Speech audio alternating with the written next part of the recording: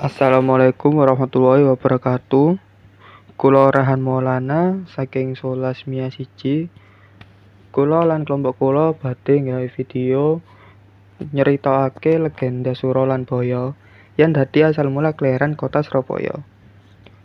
Video niki kagem penilaian tengah semester 2021 ing SMAMX. Monggo dipirsani. Dahulu di lautan luas sering terjadi perkelahian antara ikan hiu sura dan buaya atau baya. Mereka berkelahi hanya karena berebut mangsa. Kedua sama-sama kuat, sama-sama tangkas, sama-sama cerdik, sama-sama ganas, dan sama-sama rakus.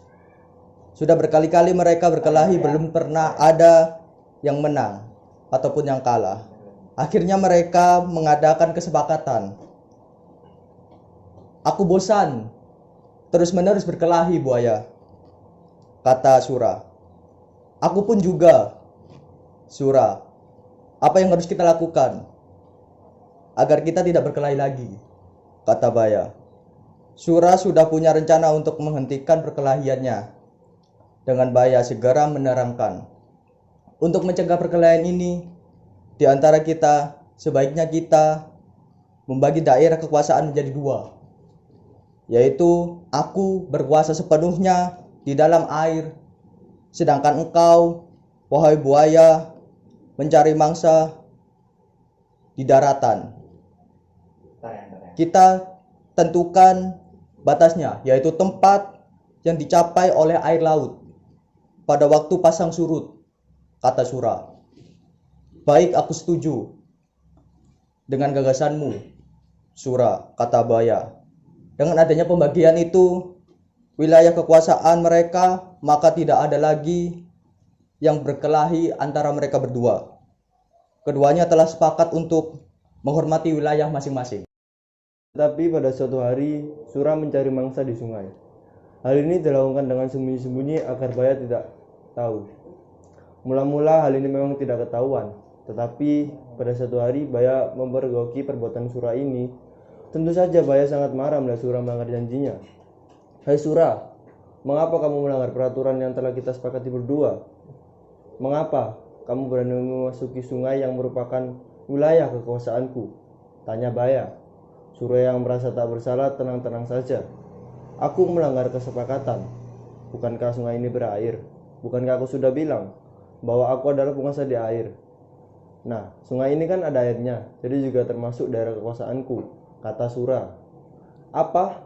Sungai itu kan tepatnya di darat, sedangkan daerah kekuasaanmu ada di laut. Berarti sungai itu adalah daerah kekuasaanku. Baya ngotot. Tidak bisa.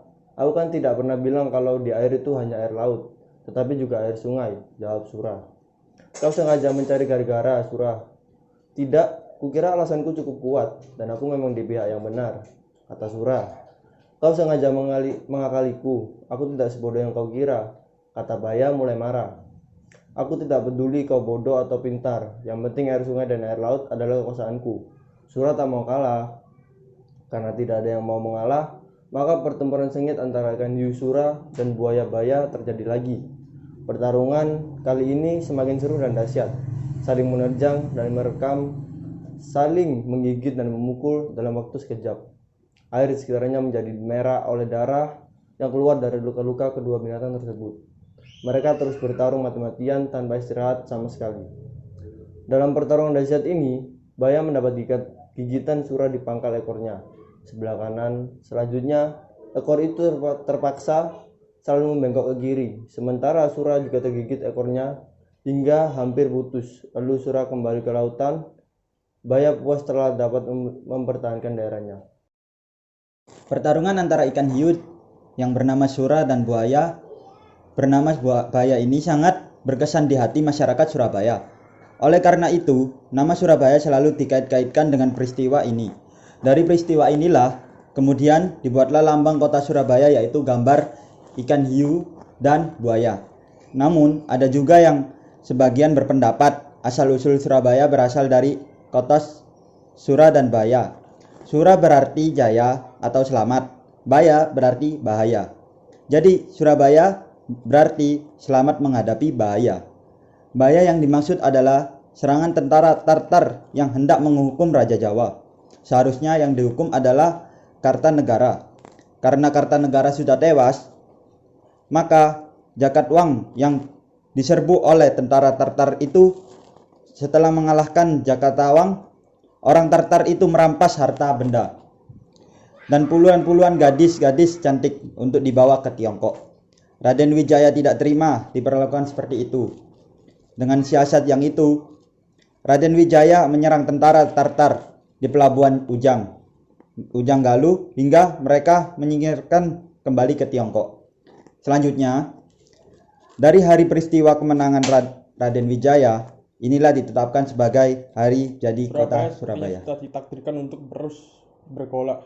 Tanggal 10 November 1945 adalah bukti jati diri warga Surabaya, yaitu berani menghadapi bahaya serangan Inggris dan Belanda. Di zaman sekarang, setelah ratusan tahun dari cerita asal-usul Surabaya tersebut, ternyata pertarungan memperebutkan wilayah air dan darat terus berlanjut. Dikala musim penghujan, tiba kadangkala banjir menguasai kota Surabaya. Pada musim kemarau, kadangkala tempat-tempat genangan air menjadi daratan kering. Itulah Surabaya. Sekian video cerita legenda saking kelompok kula. Pangapunten ingkang kathah yen wonten salah-salahipun kata. Matur nuwun sanget saking kula lan kelompok kula. Wassalamualaikum warahmatullahi wabarakatuh.